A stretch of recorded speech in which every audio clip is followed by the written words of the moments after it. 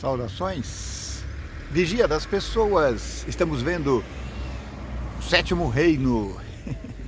O sétimo reino é a saga do povo de Israel aqui na terra.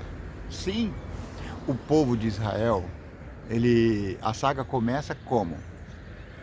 Lá no chamado de Abraão, passando por Moisés, passando por Davi,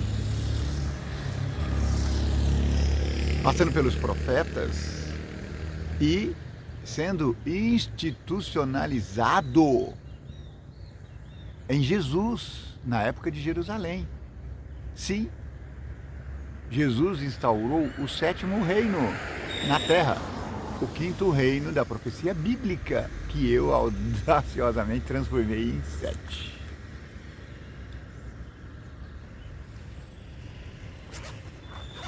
Hoje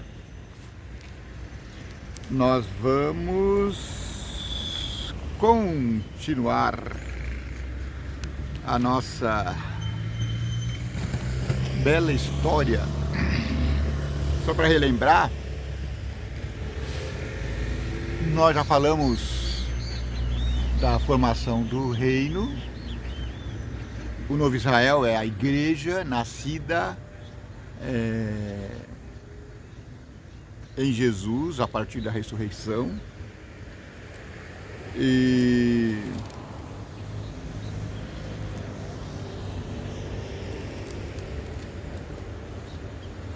nós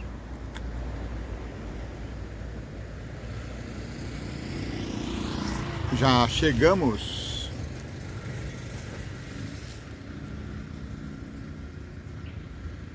no extremo da morte de Estevão.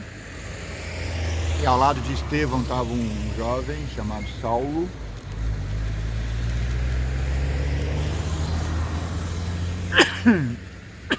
Desculpa. Que perseguia essa igreja nascida.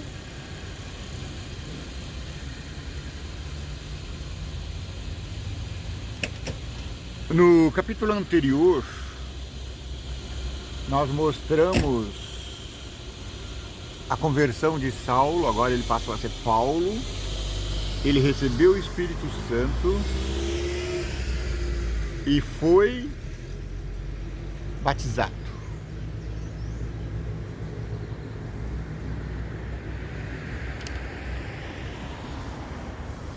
Ananias, ele achou estranho quando o Senhor do céu mandou ele ir lá batizar Paulo. Ele até falou: Paulo está cego, mas vai lá e cure-o.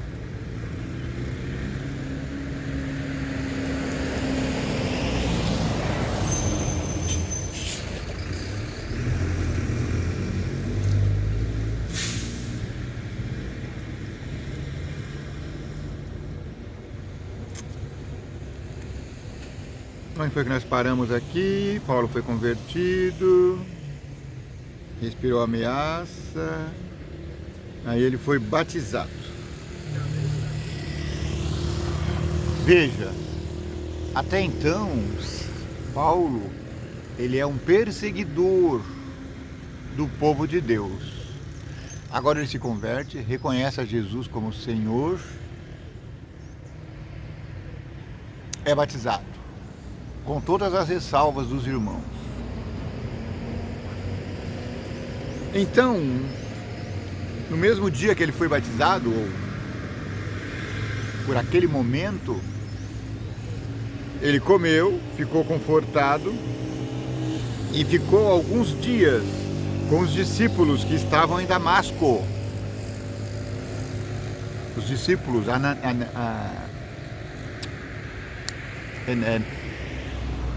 eu estou igual da Enéas e alguns discípulos, não é? E logo nas sinagogas pregava a Jesus, que este era o Filho de Deus. Imagina, aquele doutor que falava de Jesus, contra Jesus, agora estava fazendo o contrário do que fazia. Agora está pregando Jesus. Deu um nó na cabeça do Sinédrio. A mesma coisa, se a gente visse hoje um perseguidor dos cristãos,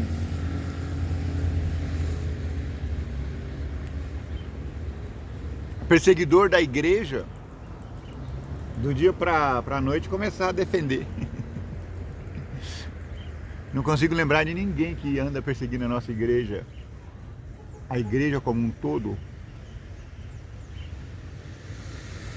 Eu lembro daquele ditador, acho que era na Nicarágua, não sei.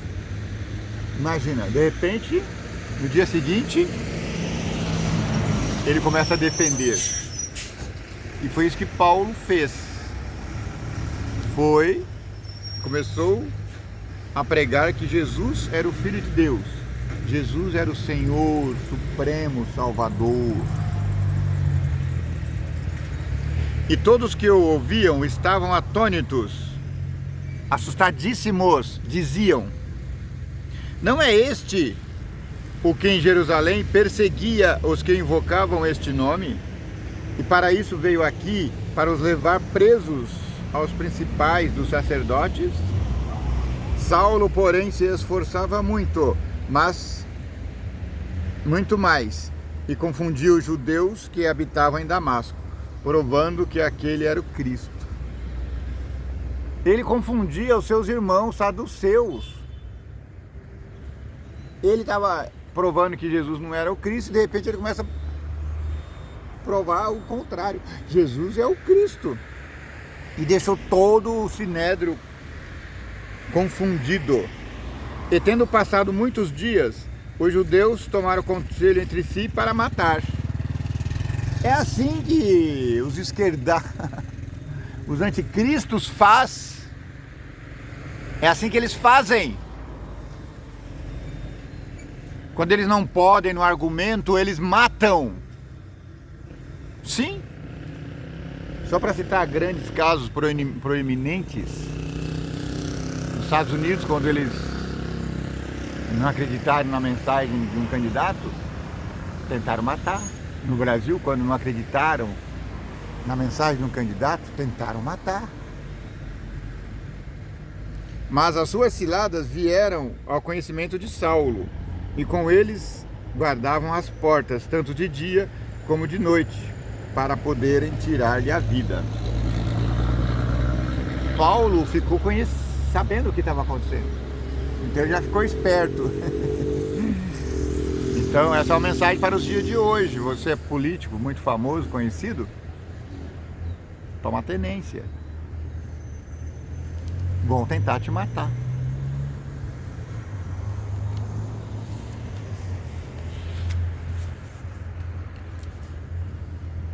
Ele teve que fugir da cidade, acho que lá em Damasco, dentro de um cesto. Colocaram ele dentro de um cesto de vime, sei lá do que, e jogaram ele pelo muro da cidade, Damasco. Lembra? Essa é a famosa cidade. Agora Paulo está escalando para fora. Mas há um tempo atrás, os espias de Josué escalaram para dentro e foi salvo pela senhora Raabe. Aí ele fugiu no cesto. E quando Saulo chegou a Jerusalém, procurava juntar-se aos discípulos, mas todos temiam, crendo que ele fosse discípulo.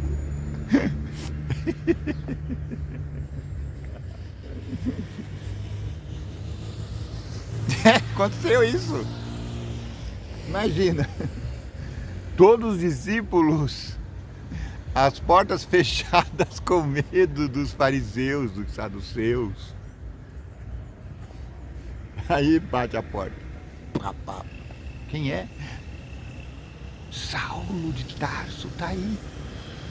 Tá querendo entrar, ele vai querer prender nós todos.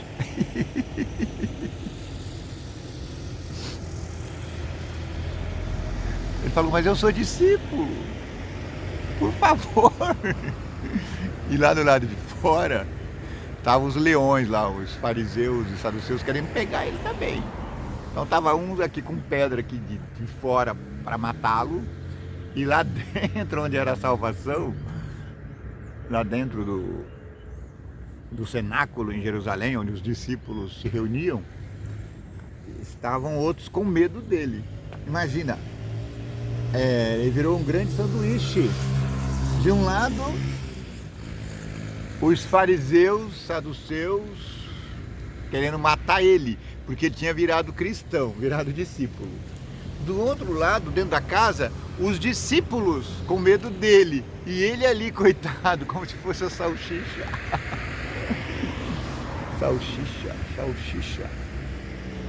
Salsicha. Isso é um trocadilho, um trava-língua. Salsicha. Imagina, a gente ri porque a cena é engraçada.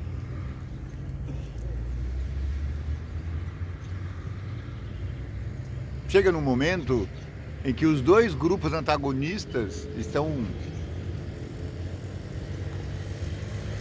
Os dois grupos que antagonizam estão contra você. Porque um grupo pensa que você é do outro e o outro pensa que você é do um. Então do lado de fora todo mundo tentando matá-lo, lá de dentro todo mundo com medo de morrer, por isso não abria a porta. Sabe aquela... esqueci a palavra agora. Aquela fábula da... não sei se era Garça e o Sapo. Tem aí imagem na internet de um monte.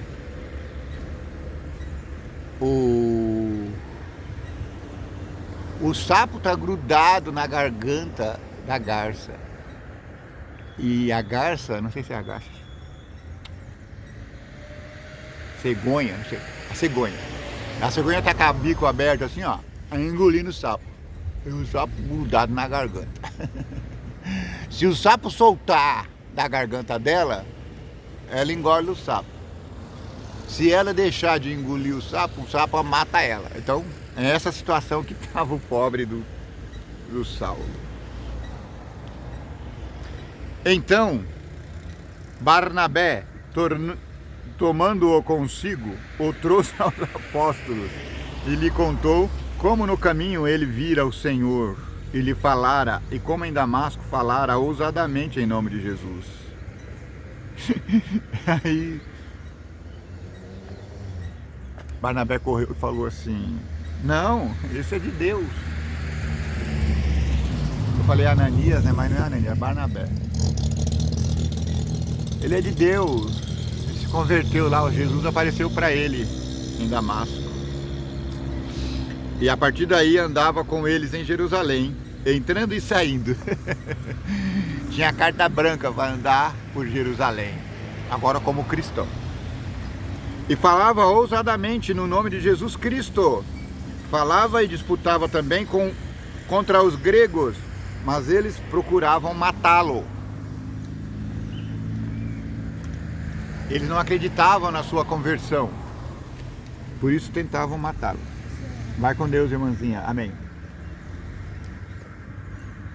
Tentavam matá-lo. Sabendo, porém, os irmãos o acompanharam até Cesareia e o enviaram a Tarso. Assim, pois, as igrejas em toda a Judéia e Galileia e Samaria tinham paz e eram edificadas e se multiplicavam, andando no temor do Senhor e na consolação do Espírito Santo.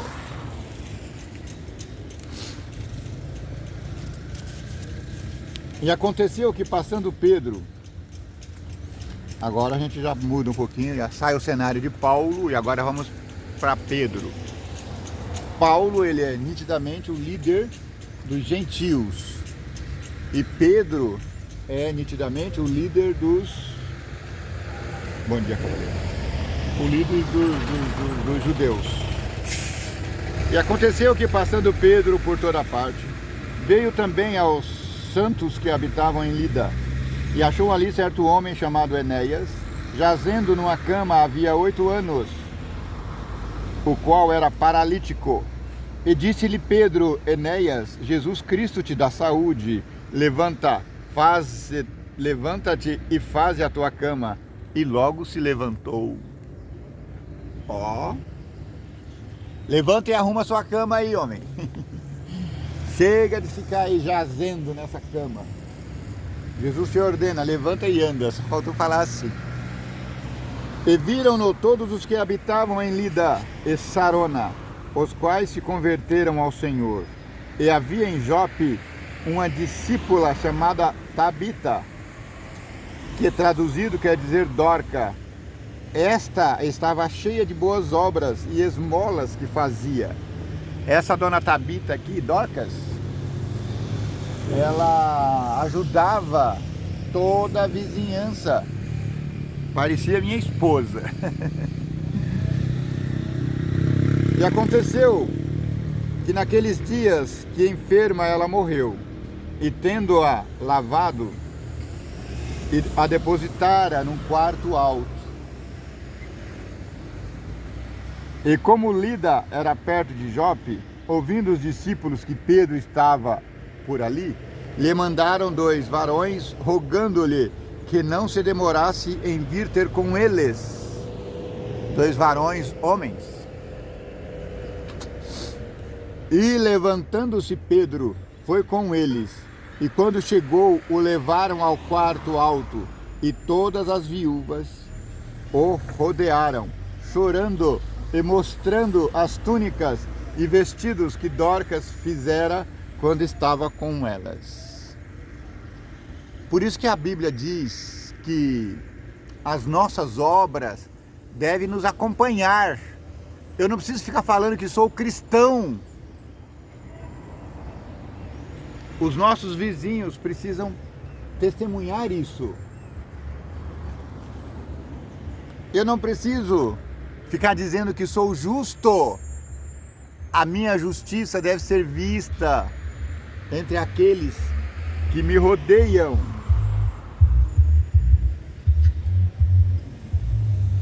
Mas Pedro, fazendo todas sair, pôs-se de joelho e orou, e voltando-se para o corpo disse: Tabita, levanta-te. E ela abriu os olhos e vendo Pedro assentou.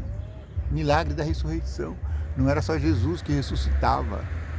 As pessoas fazem chacota hoje quando alguns pastores tentam ressuscitar pessoas. Eu não sei por que elas não levantam da tumba. Porque Jesus disse que com fé a gente faria coisas maiores do que ele, mas nem de longe eu me vejo fazendo isso. Será que eu não tenho fé como um grão de mostarda? Foi o que Jesus disse. Mas eu jamais brincaria com isso. Então um pastor está fazendo, eu já vi na internet várias cenas. É perigoso isso.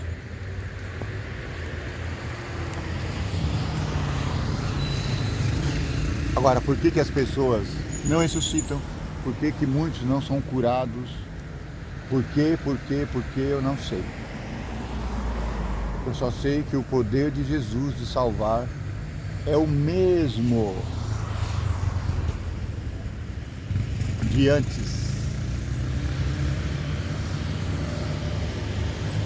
A igreja deve ter o mesmo poder que tinha a igreja de Paulo e Pedro, o novo Israel. Não estamos tendo, não sei porquê. Talvez nós estejamos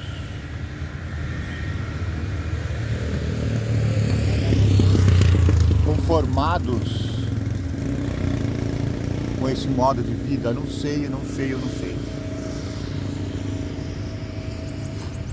Mas o mesmo poder que existia em Jesus e existiu nos apóstolos ainda existe hoje. É o poder de Deus sobre nós.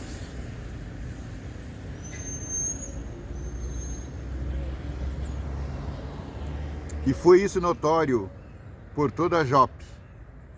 E muitos creram no Senhor. E ficou muitos dias em Jope, com um centurião curtidor.